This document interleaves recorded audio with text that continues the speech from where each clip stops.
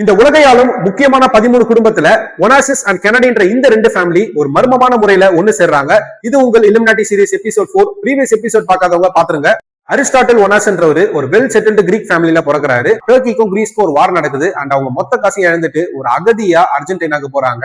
Later on tour company கூட டைப்ல இருக்காரு. அண்ட் இறந்து போன தன்னோட மகளுடைய நினைவா கிறிஸ்டின் ஓன்ற ஒரு மிகப்பெரிய யாட்ச், அதை வந்து மிதக்கும் அரண்மனைன்னு சொல்லுவாங்க. அண்ட் அந்த காலத்திலே பாத்தீங்கன்னா பிரிட்டன் பிரைம் மினிஸ்டரான வின்ஸ்டன் சர்ச்சில் அண்ட் பிரபல ஆலிவ் நடிகையான மர்லின் முன்ரோ எல்லாருமே இந்த யாட்ச்ல டிராவல் பண்ணிருக்காங்க.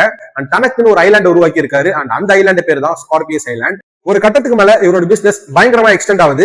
அப்படி அமெரிக்காவை தொட்ட இவரோட பிசினஸ் இல்லீகல் பர்ச்சேஸ் பண்றது மூலியமா அந்த டைம்ல பிரசிடென்ட் அந்த ஜான் எஃப் கென்னடி தலைமையில அவரோட பிரதர் ராபர்ட் எஃப் கென்னடி இவரை அரெஸ்ட் பண்றாரு. அண்ட் இவருக்கு அந்த டைம்ல $7 மில்லியன் லாஸ்மே ஆகுது. இதனால மிகுந்த கோபம் அடைகிறாரு. அண்ட் லேட்டர் ஆன் தன்னோட 62 வயசுல Onassis American president John F கென்னடியோட ஒய்ஃபான ஜாக்லின் கென்னடிய கல்யாணம் பண்றாரு. இந்த ஒரு சம்பவம் அமெரிக்காவே உலுக்கிடுச்சு. 1963ல ஜான் எஃப் கென்னடி கொல்லப்படுறதுக்கும் ஒனாசிஸ்க்கும் ஒரு சம்பந்தம் இருக்குன்னு சொல்றாங்க.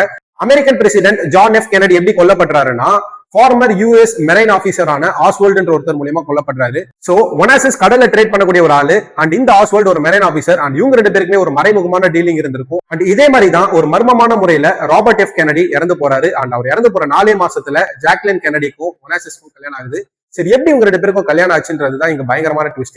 ஜான் எஃப் கென்னடிக்கும் ஜாக்லின் கென்னடிக்கும் ஒரு குழந்தை பிறகுது. அண்ட் அந்த குழந்தை பிறந்து 39 ஹவர்ல இறந்து போகுது. சோ இதனால ரொம்ப டிஸ்டர்ப் ஆகிற ஜாக்லின் கென்னடி அந்த பிரஸ்டீஜியஸ் மிதக்கும் அரண்மனையான யாட்ச்ல டிராவல் பண்றாங்க அவங்களோட மைண்டை மாத்துறதுக்காக. அண்ட் அந்த டைம்ல ஒனாசிஸ்க்கும் இவங்களுக்கும் மேபி ஒரு லிங்க் நடந்திருக்கலாம். அண்ட் இப்ப வரைக்கும் இந்த குடும்பம் மறைமுகமா ஏதோ ஒரு ரூபத்துல இந்த உலகத்தை ஆண்டுட்டு இருக்காங்கன்னு சொல்றாங்க. நீங்க என்ன நினைக்கிறீங்கன்றத கமெண்ட்ல சொல்லுங்க. தொடர்ந்து இல்லுமினாட்டி பத்தி பேசுவோம். அதுக்கு நம்ம சேனல் வாய்ஸ் ஆஃப் இக்கிய ஃபாலோ அண்ட் சப்ஸ்கிரைப் பண்ணிக்கோங்க. தேங்க்யூ.